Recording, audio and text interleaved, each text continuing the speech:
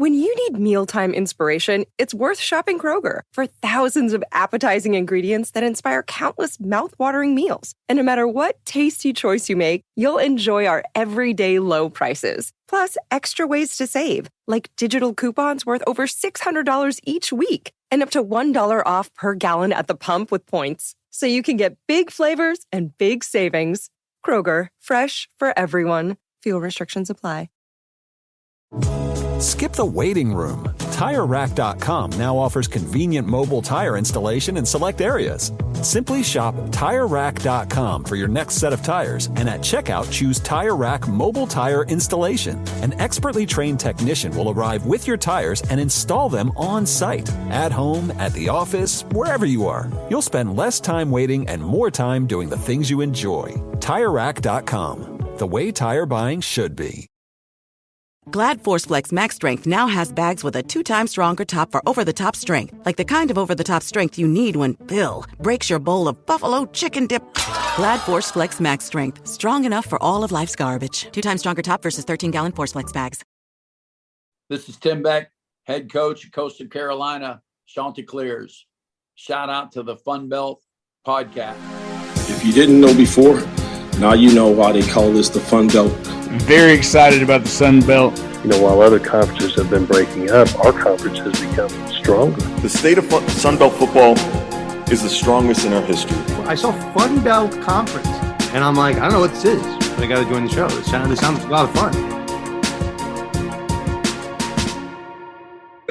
All right, 3, 2, 1. Welcome back. It's another edition, another lights out all-star edition of FunBelt Podcast. My name's Jeremy Harper. I'm with HowRazor.com. He's Shane Metlin from the Daily News Record. That's correct. Yes! I tell you, this is a streak for me. And with me to my left is Thibodeau from the Warhawk Report. Thibs, what the hell? How's things been going? It's been like 2 weeks since we last talked.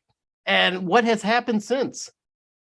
Oh, you know, just winning the Sun Belt Conference Championship in golf, going to the NCAA Regionals as an 11 seed, finishing it as a 10. Yeah. So things are looking up. We don't discuss baseball, and softball is in the quarterfinals against the Raging Cajuns, currently tied 1-1 in the third inning as we record this on Thursday night. Top seeded Raging Cajuns. ULM the heroic Warhawks battling the juggernaut that is the Cajuns tonight, 1-1. The winner gets to the finals, right? Is it the finals or the quarterfinals? That would put you in the semifinals if you're in the quarterfinals now. That's right. I'm sorry, I can't do math, but that's not bad. It's not a bad run now for the Warhawks with golf. And that was softball. Yeah, baseball sucks. I think baseball right now, I think you're with the Red Wolves as one of those teams kind of looking in, right? With the mathematically eliminated. We will not be headed to Montgomery. Okay. But not the Dukes, right, Shane? No, they are right in the thick of that jam-packed middle of the pack in the Sun Belt. It's there. Let's count this up. There's 1, 2, 3, 4, 5, 6 teams between 11 and 13 and 12 and 10 right now. That, depending on how the next two series go, could all be in and out of the conference tournament. It is all punched up. And out of those 14 teams, it's a 12-team race for the top 10 spots because ULM, Marshall out. Arkansas State could make it. Georgia State could make it. Yep. But that's where we are. Yeah, it's going to be exciting. But right now, it's the ladies taking the diamond. Shane, you keep up with the softball landscape. Am I correct? You've got your fingers on this pulse, right? A bit. Have we seen any surprises? I mean, ULM is kind of a surprise, but have we seen others? I haven't seen any huge surprises yet. I mean, if ULM pulls it off, that obviously would be a pretty huge one. But so far. I mean, I'd have to even check the bracket, but I think it's pretty much gone to chalk so far. Coastal Carolina beat Marshall, I think was our biggest upset so far. Oh yeah, that was a big upset. And Southern Miss, aren't they?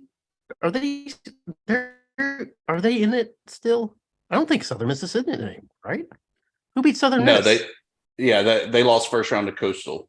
Okay. And actually, I sit here corrected that Marshall did beat Coastal Carolina 2-1. I see. So it was Coastal upsetting Southern Miss. Oh wait, no, Southern Miss is a number 10 seed. My bad. Yeah. You know what? I can't read. This has not been a good episode. And it's because I can't read the damn bracket for the Sun Belt softball tournament. So I'm sorry. Guys, I'm the weak link tonight. You guys are going to have to carry me. Welcome. Actually, the only real upset was a 5-4. Texas State beat Troy today 3-0. I think the Raging Cajuns and Warhawks. I think if ULM can pull that win off, that is the major upset of the tournament. I still really like Marshall in the finals. Texas State, though, I think still got a chance to make some noise. Let me ask you guys this, because you guys are Arkansas State doesn't have a softball program, so I don't pay as much attention as you two likely do. But does the Sun Belt have an opportunity to put more than one program into the NCAA tournament this year? In the tournament, yes. I could see the Cajuns going regardless. Mm-hmm. I think that they have to get at least into the championship game. They don't necessarily have to win the championship, but get to the championship game, and they could be a 2, maybe even still good enough to host.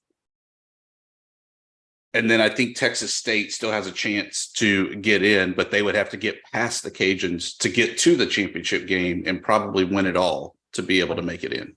I see. That would be interesting. So yeah, I'd even throw South Alabama in the mix there. They're right there below Texas State RPI wise. So if they're in a championship game, or maybe even get a big win against a Louisiana, that might bump them up into a potential.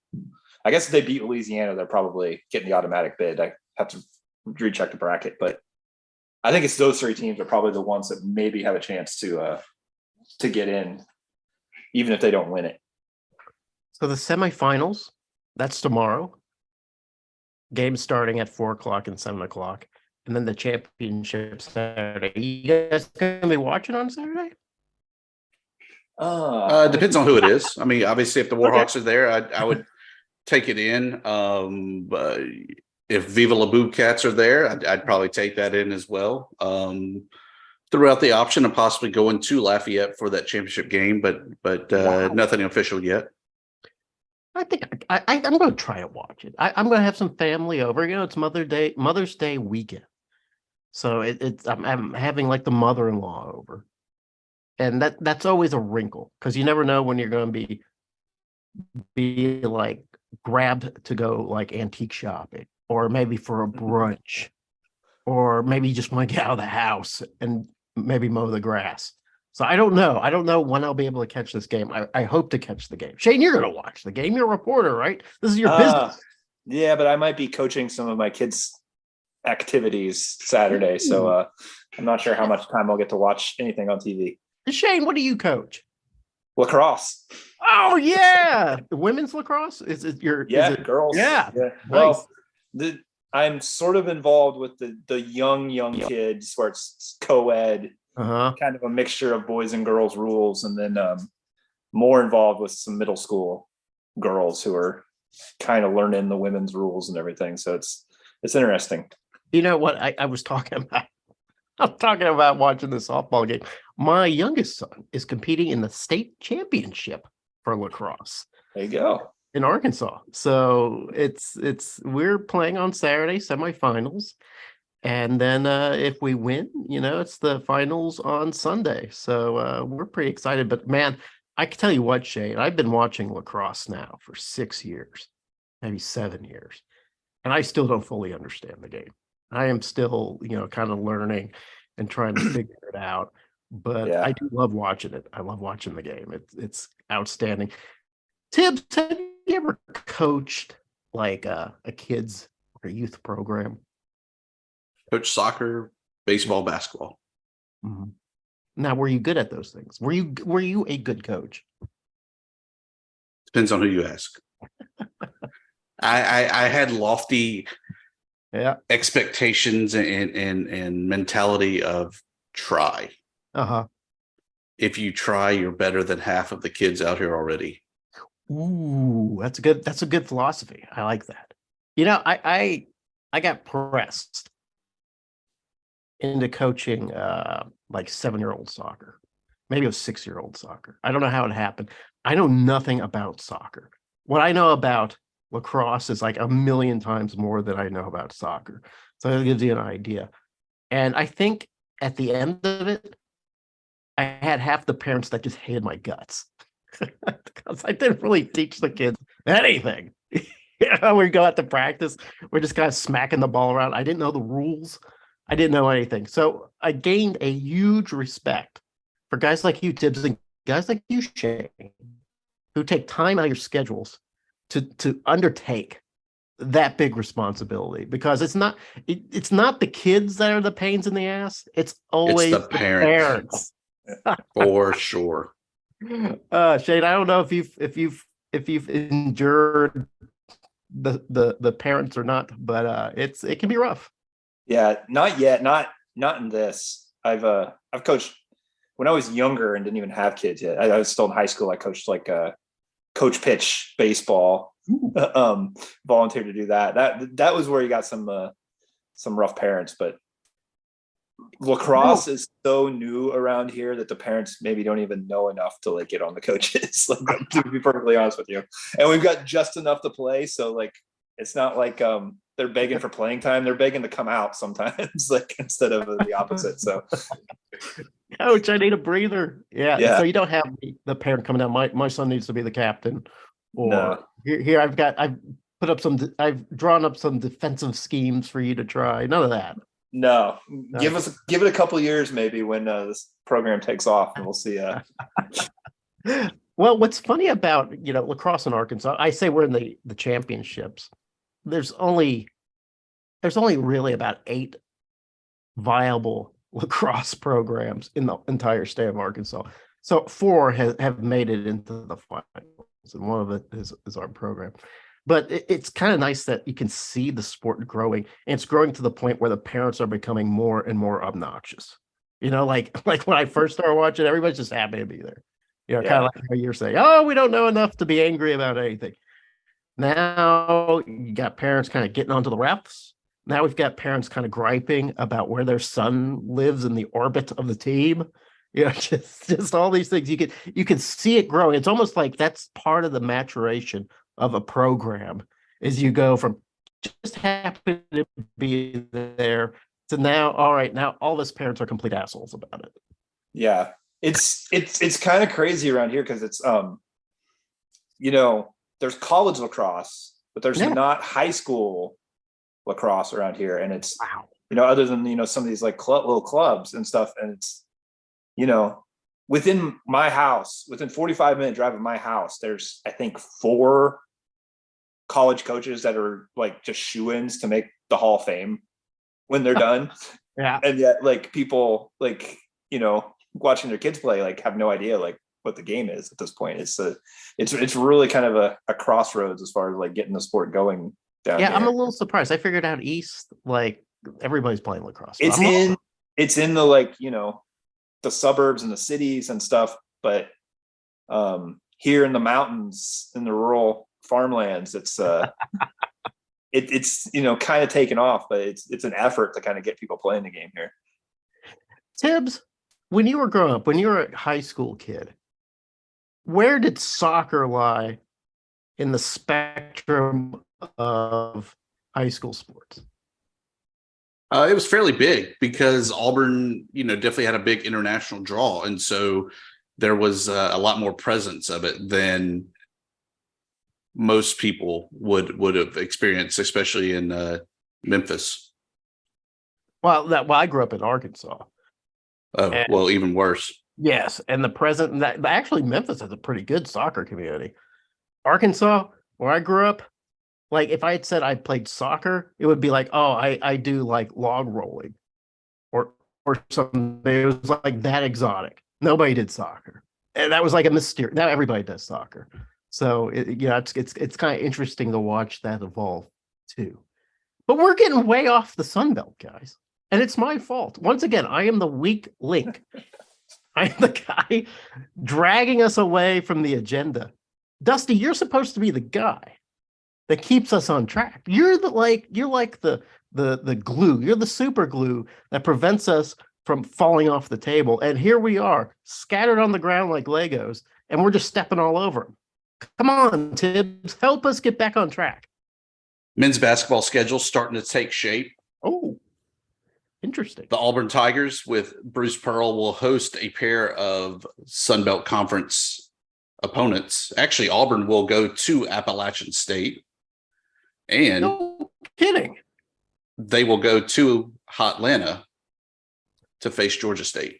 Wow. Now, I forget, has Georgia State opened their new basketball arena? Right? They did this past year.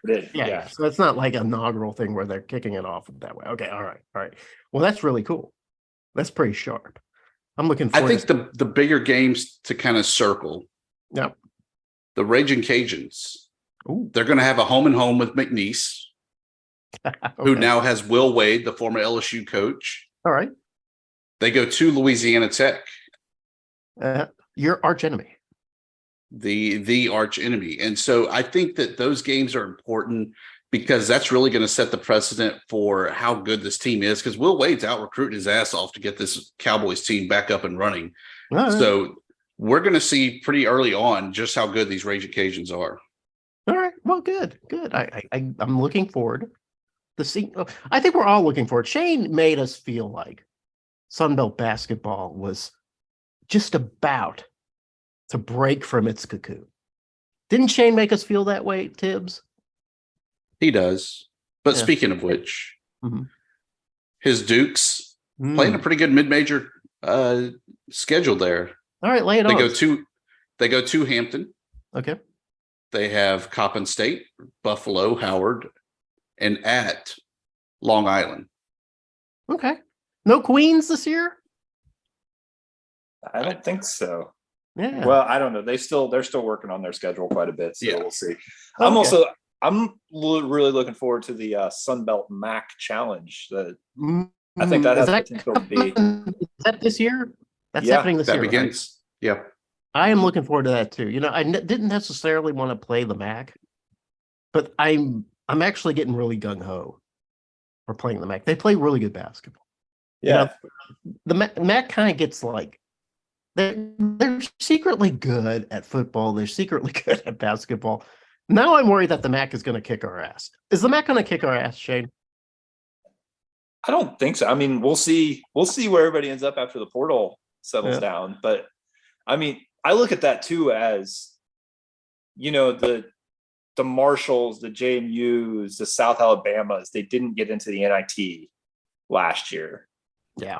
This maybe is that opportunity where, you know, Marshall doesn't win the regular season and, you know, but they still have a really good season. They have an opportunity to go play, you know, the second highest ranked MAC team in February and get that win possibly that might just push you into the NIT if you're finishing second or third. You know, I think that's a good point too, because I think that once the Sun Belt hits conference play, or like really when all basketball starts hitting conference play, everybody starts getting into their silos. And the Sun Belt never got out of its silo during the conference play. So to break out and to play the MAC and the MAC to go and play the Sun Belt, that gives both conferences an opportunity to spread out the fan bases a little bit. And so you get these different fan bases seeing different teams. Maybe you get somebody talking about it. Maybe ESPN picks it up. And yeah, maybe we become what you promised, Shane. You promised this. We were going to be a multi-bid league. Someday. Yeah. But I mean, it's good though. This helps because like I said, they're going to match them up in February. You don't, they're not going to know who they're playing in February until like a couple weeks before, and they're going to match them up based on the net rankings. So 1 versus 1, 2 versus 2, down through doing net rankings. Yeah. So those top teams actually have a legit chance to get a little bit of a boot, get that quality win, that, tier 1, tier 2 victory that they might not get on the schedule otherwise. See, I thought they were just getting out the old bingo wheel and just randomly selecting. No, it starts out, the November games are going to be based on last year's net, with, I think, maybe with some wiggle room depending on travel and schedules and things like that. But then in February, there's going to be a second round of Max Sunbelt Challenge games, and that's going to be based on the February net rankings. That's going to be great. Yeah. So, I mean, it's a legit chance for 2 quality non-conference games, even if, the casual fan might not think much of Marshall, Kent State, or whatever it ends up being, but that's potentially one of those games that's a really good resume game. See, Thibs, this is why it's so valuable to have Shane on the show, because he's there with the scoops, not just with the scoops, though, but with comprehensive understanding of what is going on in the Sun Belt. So to add to all that, next week, administrators, ADs will be headed to Destin, Florida for the annual Sun Belt Conference meetings. If you're sitting in that room, what do you see as the big issues facing the conference for the 2023 upcoming season? Well, all right. Is expansion off the table? I mean, we expanded already, but is the future pointing to super conferences? And if so, should we as a conference already be scouting people to poach? I don't think expansion is ever off the table now. I mean, if the right team comes knocking, say SMU just decides they don't want to be an American, we're scooping them up. If Kent State comes, you're probably a better fit where you're at. And so I think that expansion is always going to be a topic of discussion. I ask this, though, instead of expansion, is the booting of teams on the agenda as well? The booting, you're talking about subtraction. Yeah. Are we too fat? Are we too fat? I think that gets tough to have that conversation because, are you going to suggest that to one of the people in the room that maybe you need to go if you're an AD? I don't know. I think that's a tough conversation to have. But I think we've had it a couple times, like with Idaho, like with UALR. That's a little different. I don't know. When you've worked so hard to get 14 football schools that kind of fit the region. Let me tell you something. I do know for a fact, UA Little Rock did not see this coming. They were like, we're in the Sun Belt. This is really fun. We're just one of those wacky Sun Belt teams. And I was like, what? It was like the girlfriend coming home from a long weekend and saying, we got to talk. That's what happened with UALR. Isn't that how old school started, by the way? Was it old school? I was thinking, the one with Jason Segel, where he ends up going to Hawaii. But anyway, yes, sure, old school too. Yeah. So basically, every movie from 2003 to 2007 started that way. That's what we're saying. Absolutely, it was a basic plot device for movies in the early zeros for that to happen. That's what happened to UA Little Rock. That's what happened to Idaho. That's what happened to New Mexico State. I mean, that's what we had to do. We had to subtract. We had to say we had to get rid of you guys. Sorry, you guys were it was fun while it lasted, but we're moving on. But who would we subtract now? What's that? Who do we subtract now? Arkansas State, of course. I mean, if you don't play softball, you're not in. You're not in the club. You know what? You would be in your rights. If we're a program that can't put up or shut up on certain programs. If we are sitting there embarrassing the conference by saying, well, we can't even have a beach volleyball program, then yeah, maybe we should be realigned. Maybe we should be joining the Southland where maybe we could compete. Yeah, I think that would be fair. God, I get so tired of that conversation, but that's a whole nother rant to go off on. In addition to membership, though, I think the other big topic is really just expanding the media rights, right? So we already have a lot of schools that are broadcasting all of their home games, but is this where it's kind of a mandate that it's not just your conference schedule, but everything has to be on the Plus platform? Well, isn't pretty much everything on the Plus platform anyway? If it's not on like an ACC network or Big Ten. I know at ULM it was conference games only. Oh, at least for baseball and soccer. Oh, I was just talking about football, but you're okay. Oh, well, football, yeah, everything's going to be televised one place or another, because you look at even your money games. You're going to be on the SEC network, the Longhorn network, whatever, Big Ten.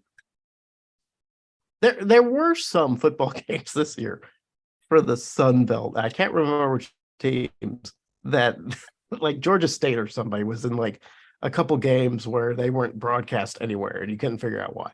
But yeah, okay. You're right about baseball. I mean, we can get any of those non-con games before the conference games started. So yeah, maybe that you're right. Maybe they're going to talk about, hey, let's expand this. Let's get things going. I guess it would wouldn't it be predicated on how well viewership though was during those conference games? I mean, when you have to look at those numbers and say, okay, I think we can sell this to ESPN as something that's worthwhile. I think ESPN, the deal is that there's like a certain percentage of the games outside of football and basketball that have to be on. And then it's kind of up to the schools to decide how they're going to meet that requirement of the percentage. And I know like one thing that's changing at JMU fairly soon is the ability to stream two events happening at the same time or even on the same day. Oh, because they've had some times where I'll go back to like a couple months ago. The lacrosse team, the nationally ranked lacrosse team, is playing at the same time as game 2 of Louisiana JMU softball, happening across campus from each other. And Louisiana, the Raging Cajuns love their softball, and they bring a whole radio crew to broadcast in Harrisonburg. They travel with an SID. Not everybody travels with an SID for softball. So there's a lot of people in the press box from Louisiana, and they're kind of trying to figure out, like, you're seriously not going to broadcast, you're not going to stream the Saturday game? And like, well, they can only do one game at a time, so they're going to do Friday, Sunday softball and lacrosse on Saturday. What they're working on at JMU though is having a control center inside the arena where that's the hub for everything. Then they'll be able to continue to use, right now they broadcast out of a van. Oh, yeah. Out of, it's a, they have the, producers control center in a van that they drive up to whatever stadium they're playing in. Yeah, almost like a TV news crew. Yeah, exactly. And that's where the broadcast comes from. Mm-hmm. By next fall, they'll be able to do one broadcast with the producer sitting in the arena. And then if they need to do a second broadcast the same day, or at the same time, they can drive that van out there. So maybe it's a volleyball match going on at this, that ends an hour before the football game begins. Mm-hmm. They'll still be able to stream both of those at the same time, essentially. Yeah, I think which they don't have the capability of doing right now. And I don't know if that's like on the table for like something that the whole conference needs to work on. Yeah, I think some teams can and some teams can't at this point. Yeah, I think one thing to hit on is I think a lot of people kind of think that ESPN brings you crews and stuff to broadcast these games. It's really up to the schools to have their own audiovisual capabilities. Arkansas State's lucky in that regard. They have a broadcast school, so they they have the equipment, they have the ability, they have plenty of students who can like call a soccer game or call a volleyball game or whatever. So we've been lucky in that regard. I don't know how ULM is. ULM and JMU sort of in the same boat in that way, or? Yeah, we no longer have a RTF school. Yeah. And so we depend on a third-party contractor that actually comes in to do the broadcast. Yeah. JMU tends to have, they've got two kind of full-time play-by-play type announcers that are there for the ESPN broadcasts. And then, for football, they'll actually pay, a former player or an alum that maybe is in the business or something to come in and like be on the football broadcast or the occasional basketball broadcast. They'll pay money for that. For other sports, it tends to be, a student who maybe comes in to do the color commentary, and definitely students that are holding boom mics and, things like that. Like, it's a good learning opportunity. Yeah. I remember I was watching a broadcast of Arkansas State soccer versus University of Arkansas soccer. It was being played at Arkansas State, so Arkansas State was doing the broadcast, and you can tell they had two students doing the commentary, and they had one girl. The girl, you could tell that she knew soccer, like maybe she was a former soccer player herself, so she really understood the game. But the guy knew nothing. So his whole thing was, wow, that was a high kick. Oh, that was a high kick too. Like the whole time he was just commenting on how high the kicks were. Meanwhile, his partner was just like, okay, well, hear what they're trying to do. They're trying to set up just trying to explain what was going on. And meanwhile, he'd be like, wow, that was a pretty high kick. So it's kind of nice when you can get some professionals. But But hey, did you notice that ESPN was doing stuff too last year at football games where they were doing remote broadcasts? Like they look like their announcers were like in a divorced dad's apartment, just kind of spare and not there at all. And you could tell because we were playing. Arkansas State was playing Old Dominion, and they kept talking about a certain player for Arkansas State, how great he was, how he's going to really take over, how Old Dominion need to watch him. Well, that guy had been injured for like 2 weeks. He hadn't played in forever. They couldn't figure out why he wasn't out there. So do you feel like maybe that's going to be kind of a wave of the future too? You're talking about producing from a van. Could you do remotely now? Just have a monitor? Yeah, I probably to some degree. I mean, I think when you're doing these ESPN Plus broadcasts that are local to begin with, and you have your people on campus, one thing, but yeah, it's not uncommon for ESPN, if they're doing it linear, to not send somebody. Yeah. There's a guy here locally, lives very close to me actually, named Dan Bonner. You may have heard of on ESPN, doing college basketball games. He does a lot of them from his house right now.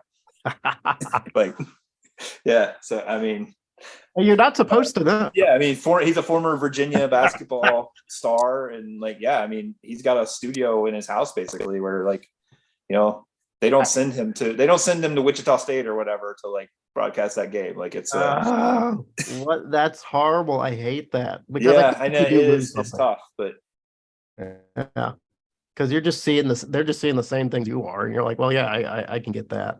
What else do we got, Thibs? I mean, I've got bowling news. Well, I mean, please go back to the original question real quick. Oh, what was that? If you go about what they're going to talk about at the meetings. Oh yeah, I think we talked about two big ones. I think the other one that will definitely come up is bowl tie-ins. Keith Gill's been pretty obvious or pretty open about he wants better bowl tie-ins and to have seven guaranteed bowl spots with 14 teams. And I would imagine that'll be a big part of the meetings this week when they get down there too. Shane, what do you mean by better tie-ins? I mean, I think they probably, Conference USA right now probably has better bowl games than the Sun Belt, don't they? That's what I was wondering. I mean, the American does. I mean, and that conference is when Cincinnati and UCF and Houston bail. It's not going to be Yeah, I mean, it's not going to be like necessarily legitimately in. Would you rather watch Appalachian State or UTSA like in a bowl game? I don't know. Nationally speaking, okay, I guess what I'm saying is, I agree that we do seem to have a lot of Sun Belt versus MAC matchups. They still have the bowl games from when the Sun Belt was a joke, and the Sun Belt's not a joke anymore. I mean, to be honest, frankly, I want better matchups with peer conferences like the Mountain West, like American. And wouldn't it be nice, maybe every now and then to get into something that's bigger? But it does need some more diversity. While you're looking at bowls, though, I mean, what are you talking about? Where are you wanting to go, Shane? It's not even so much about where I want to go, and I mean, I'm sure they'd like to have better ones. But Keith also has talked about needing to have guaranteed spots for 7 teams if 7 teams qualify.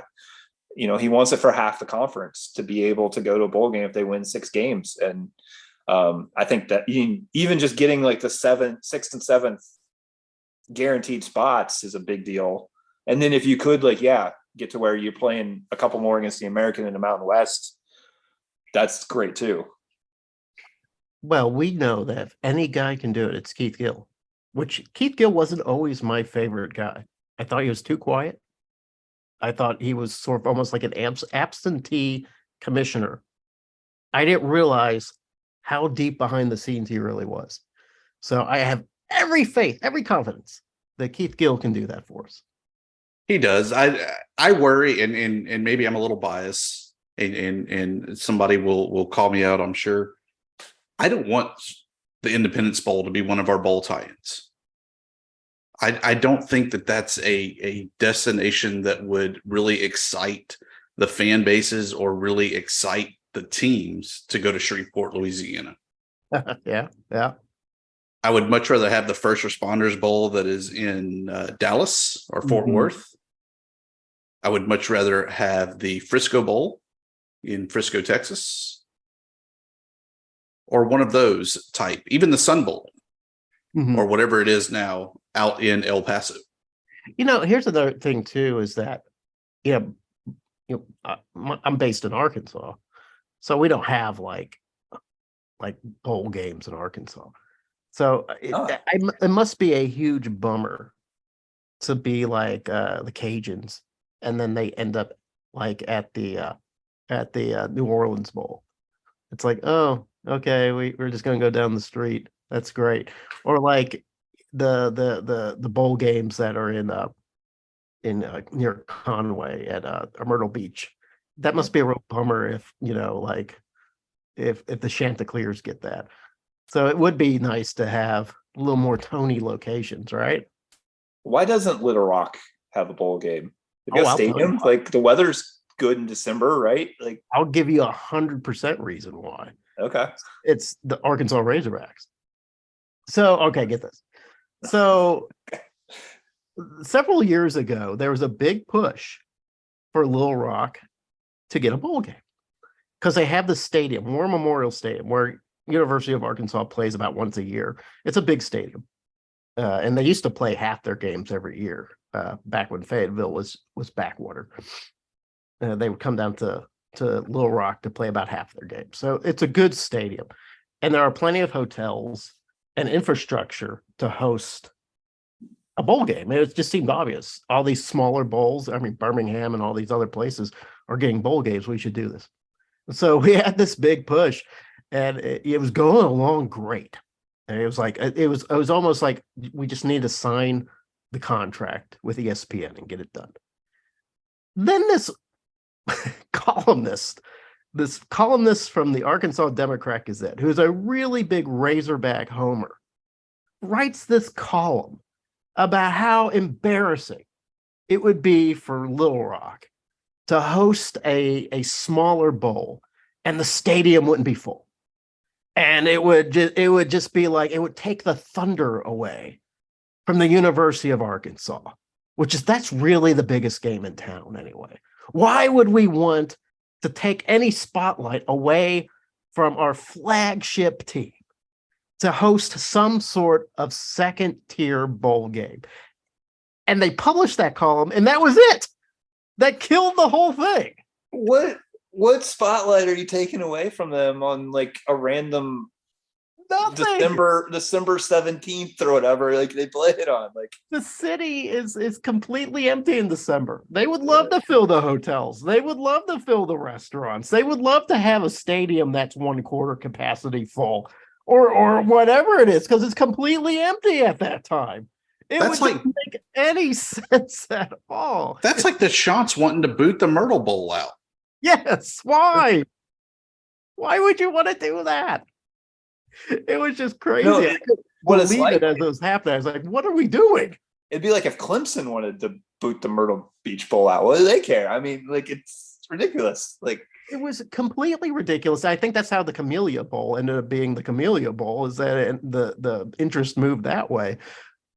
I was like, I couldn't believe it. And the people who are putting it behind are like, what the fuck, Wally Hall? What the hell are you doing? Because then people are like, oh, well, yeah, you're right. We wouldn't want TV cameras to show empty seats at fucking War Memorial Stadium. Oh, my God. Yeah, because it ruins Memphis and Birmingham and Shreveport and Mobile and every other city in the South. But like every other city in the South in wintertime would welcome this, but not Little Rock. Oh, my God. You know, we used to have a bowl game. It was the Refrigerator Bowl back in the 50s, but we don't have that anymore. But still, yeah, so don't get me started on that. It makes me really angry every time I think about it. I don't want to think about it. I don't want to live angry, Shane. And you've really opened up a wound for me there. I apologize. I didn't mean to hit you where it hurt. I was genuinely curious. But you're making me die. Okay. All right. Shane, Jeremy, as you know, ULM competed in the NCAA regionals after winning the Sun Belt Conference in golf. It's also postseason time for softball, but more important than that, it's the Sun Belt Outdoor Championship game, or championship, I should say. Unfortunately, I guess his time on the show just was too much. It was too physically exhausting. The intern Maxwell George joins us, and unfortunately, he is not at Coastal, having to pull out due to injury. Jeremy, what did you do to this guy? We had him doing too many coffee runs. We treat him like the intern, and now he's paying the terrible price. Maxwell, I am so sorry. How did you get this injury? Too many coffee runs, too many donut runs, and the next thing you know, I couldn't run the way I used to. And then, because when you go on the donut and the coffee runs, you grab one yourself. So over time, the hip flexor gave out, and it was just end of season, end of track career for me. So. No, now, first of all, how do you treat an injury like that? Is it just time, or is there some sort of thing you can do? So it's genuinely time, but for like a person like me, like I have a high pain tolerance. So like I'm willing to work with it. And when I was at the Auburn meet, I was genuinely hurt, but like I didn't want to face the facts. And so I was just working through it. And then it got to a point where you can, there's a high pain tolerance, and then there's also treatment that you can do along with dealing with the injury itself. Like if you have a nagging hamstring or shin splints and things like that, you can deal with those. You just get treatment to supplement the pain and things like that from day to day. And so I was doing that, and it simply just wasn't getting better. I was getting cupping and massaging and things like that, and it just wasn't getting better. So, well, we're sorry to hear about that, Maxwell. But you've said now that you're kind of retired. Yes. How does it feel making that transition from college athlete to now just sort of slowing it down?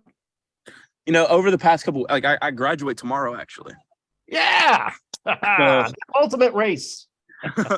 That is ultimate race. So I've won. I have 0 collegiate track wins, but that is my one win, winning college, graduating. But I do feel a gap. I was talking with some of my teammates the other day. It's just like you get in a routine for the last 4 years that you have practiced at the same time for the last 4 years. You get up, you go to yoga, you go to stretching out, you go to treatment, you go to weights. And it's just like those times of the day, it's like I'll wake, or I'll be like sitting in my bed, and it's like, oh wait, I have something to do. And then it's like, well, no, I don't. Like the other day during that time period, I went out to talk to my teammates just to see what their mindset was before conference, of course. And then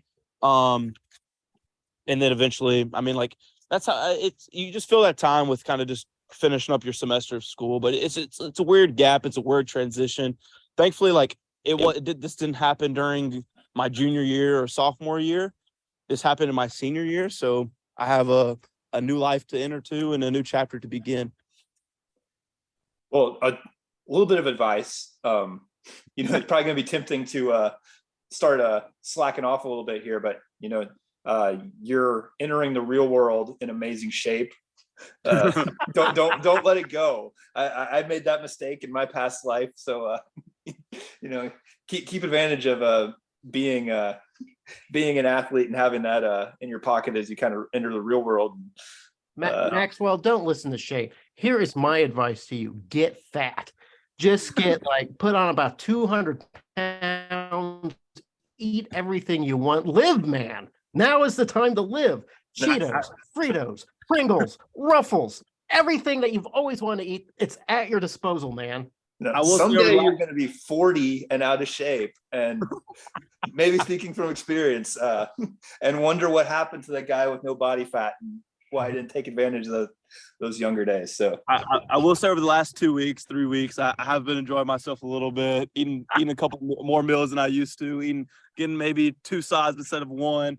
But it's definitely been, it's just different. But thankfully, I am going into the Army, so there is weight and height requirements and body fat requirements. So I do have to keep to that, thankfully. So that will keep me kind of away from that. That kind of, you see some people after they get done with their athletic career, it happens to them. But thankfully, the United States Army will keep me in line in that shape. That's my excuse too. Is when I realized I was no longer a student athlete, I just let it all go, Jeremy. So you need to join the military and get in shape. They will not let somebody as elder as myself into the military. So the Sun Belt is having its, the outdoor championships. You're not with your team, but are you thinking about your brothers and sisters right now from Troy competing? Absolutely. At dinner tonight, I didn't talk to any of my friends. I was watching my teammates compete. It's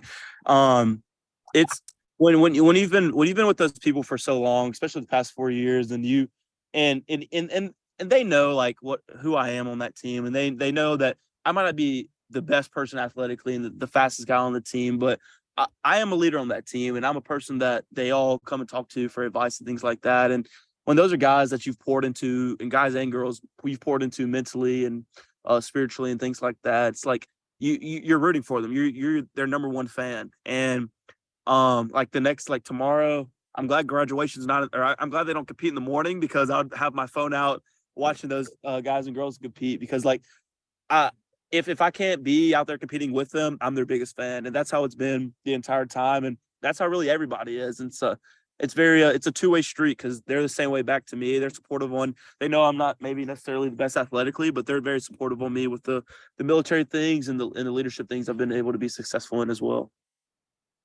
3-4 years at Troy. What's been the biggest change you've seen there in Lower Alabama in your time? I think, so obviously my freshman year was COVID. That kind of dates me a little bit to somebody, to the freshman. It's like, he's an old guy. He was here when COVID happened. But I think really just after COVID, things kind of changed a little bit, obviously. And people didn't want to kind of have that family atmosphere. You didn't get to hang out with people as much. And I think over the last year or so, I think you've seen a lot of people want to have that kind of family environment, that friendship again, that Troy really sells. We sell the kind of slogan, "One Troy," and we're a Trojan family. And I think we got away from that a little bit. And I honestly, I think football helped that a little bit, because when we were on the field, tearing down goalposts and rushing the field, no one could tell us anything. We didn't think 1 second about, oh, COVID, this, that, and other. They were like, we're one Troy. We're united in one, in Cardinal and our white, whatever our colors are. But it's things like that. That's changed again. It's like when I came in 2019, they said our freshman class was the wildest one to come through in a very long time. And then COVID kind of shut everything out between then and there. And when we got to this year, it was like, we had new coaches, new things like that. And it was really good to see just kind of everything come back full circle. Because, I mean, that was the expectation that we had, because in 2018, we had Neil Brown. We were doing good in football. And then we're like, okay, 2019, Chip Lindsey, we're just going to do it again. And then unfortunately that did not happen, and did not happen the year after or the year after that. And so I think once we had that realization of just like Troy's a force to be reckoned with when we're good. And I don't think anybody should ever underestimate us in any situation. I think if you put us in the right situation anytime, I like us every time. And I think once we all started realizing that, especially when we got in some of those big stages of bowl games and championship games, I think it all started clicking for it. Not just the football team, the basketball teams, the baseball teams. I mean, look at Shane Lewis right now and guys like that. It's just like, I think we all get it now that Troy is a place to be reckoned with, and that we're a top group of 5 team in the country. I just hope that when we get another NIL intern, whatever we want to call them, that they're as good as Maxwell and give us the good insight. Although, in case you missed it, he hadn't even walked across the stage, hasn't gotten his diploma, and already forgets about Troy. He's like, yeah, whatever colors they are, and yeah, that place. But we have to admit, Maxwell has been our very best NIL deal that we've ever had at FunBelt Podcast. Am I right? That is correct. And one elite. And this is an experience, Maxwell, that you need to take with you to the military and bring it and put it to bear to the defense of this country. I applaud you for your service, and I thank you for being our very first NIL student athlete. I thank y'all. I know there's been some times I've missed a couple. I've had a lot going on over the last couple of months, but I think it's been every time I am able to come along, I love when y'all guys give me a hard time, and I love chatting with you guys, and it's been a real privilege. Best wishes there in your military career, and don't be a stranger. Definitely hit us up on the Twitter anytime, and we'll definitely keep in touch. Thank y'all. I will definitely, and thank you for this opportunity again. Thank you, Maxwell. Thanks, Maxwell. Thank y'all. Shane, you're not there quite yet, but Jeremy and I know this feeling so well. Yes. Raising little Maxwell, he's all grown up, going out into the real world, going off to service. It's been a great time having him on the show.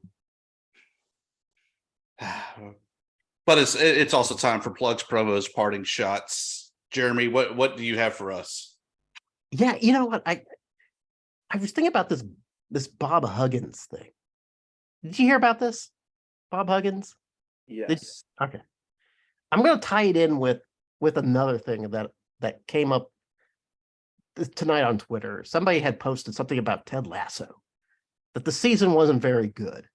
I've been watching Ted Lasso since its beginnings. I enjoy Ted Lasso. And the reason why I enjoy Ted Lasso is because it's one of these shows that presupposes that people are going to make thoughtful and correct decisions. And when they make those thoughtful and correct decisions, things turn out okay. And that's really not realistic. It's not something that happens in real life. I don't care. It's just kind of nice that we have a show that does that, as opposed to everything being a train wreck all the time, and we're living in crisis, and people make dumb and selfish decisions that destroys everyone around them. People like watch the Succession show. I don't know how people watch it. It would stress me out. This show doesn't stress me out at all.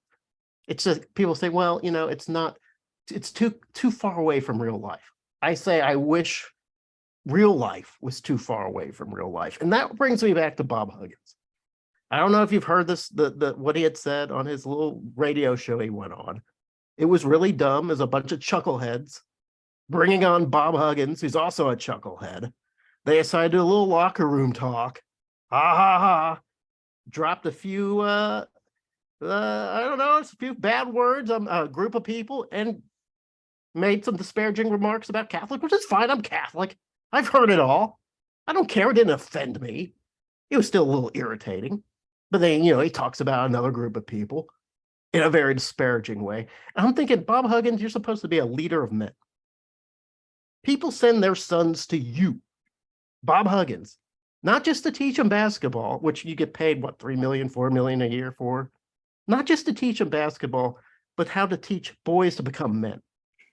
And you're sent out here with these chuckleheads talking like you're 15 in a locker room, a bunch of guys, and you haven't grown up at all. And you're 60 years old, man. You're 60 years old and you're talking like this. But I do want to say congratulations to Bob Huggins. Hey, congratulations, man. You got away with it. You have to lose $1 million from your salary, and you have to take some sensitivity training. If I said that in my place of work, hey, I get fired for that. So congratulations to Bob Huggins for being a big baby, a big bully, and getting away with it. And that's my, what is that? That's not a plug or a promo. It's a pontification. That's a parting shot. Oh, yeah. Okay. A parting shot. And a pontification. Mm-hmm. Shane, what can you do to top that? I can't. Oh, I cannot. Yes, but I respect what Jeremy just said there. And yeah, thank you. You know, Bob Huggins, he's, I'll agree. He's getting off pretty lightly with this. And yeah, not everybody, world's not fair. Not everybody would suffer the same consequences or lack thereof. And it's I guess if you're a Hall of Fame basketball coach, you could just do what you want, right? If it was you and me, Shane, if you said that, you'd be not working for the Daily News Record anymore. I would not, no. I mean, I guess I'll just, sort of a tie-in parting shot is, yeah, it was chuckleheads doing their thing on the radio, not taking life too seriously, which if any three guys can appreciate, but we somehow managed to get through. I've been on the show for a year now, right? Yeah. We've somehow managed to, have our fun and not take things too seriously without saying anything disparaging against, We don't degrade anybody. Yes, We're just fun-loving guys. And so, hard to kind of express what I'm trying to say, but like to when people want to chalk it up to locker room talk or not taking things too seriously or things like that, like there's most of the world has moved beyond that, not to say we'll never make a mistake on this show. I'm sure I've made people mad. We joke about me making people mad, but like you do. Oh man, Shane, you make people mad all the time. But just let's be good to each other. You can have a good time and still be good to each other. You're not mean-spirited. Yeah. You just put down some facts, and some people don't like the facts. Yeah. Get that? Yeah. And on that note, mm-hmm. Shane, you can always appreciate a good headline. Ooh. Headline from Louisiana News: the most deadliest creature on earth is now active in Louisiana. Oh God, what is it? Apparently, the boot is home to at least 64 species of mosquitoes, and they're all out looking for food just like you. Welcome to Malaysia. I couldn't bring myself to read any further into that article, and so I am scared. I have left the state. I will not be going back for Christmas. May God have mercy on all of our souls. Let me ask you. They're still doing Zoom for Sunbelt Media Day, correct? Probably. Okay. Good to know.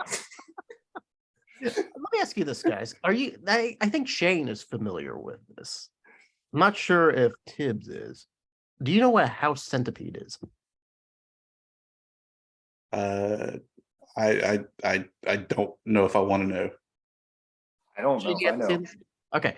So like I became acquainted with these in Knoxville, a little bit further east, where I'm told that they kind of are more popular.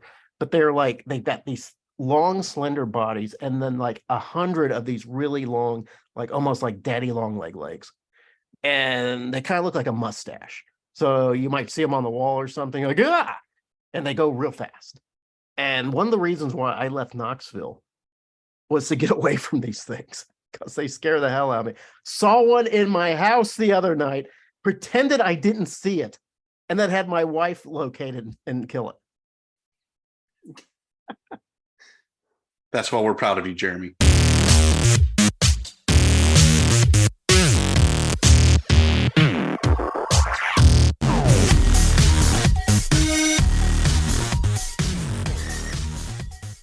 Glad Force Flex Max Strength now has bags with a 2 times stronger top for over-the-top strength, like the kind of over-the-top strength you need when, breaks your bowl of buffalo chicken dip.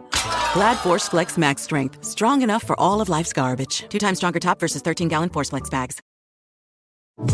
Skip the waiting room. TireRack.com now offers convenient mobile tire installation in select areas. Simply shop TireRack.com for your next set of tires, and at checkout, choose Tire Rack Mobile Tire Installation. An expertly trained technician will arrive with your tires and install them on site, at home, at the office, wherever you are. You'll spend less time waiting and more time doing the things you enjoy. TireRack.com, the way tire buying should be.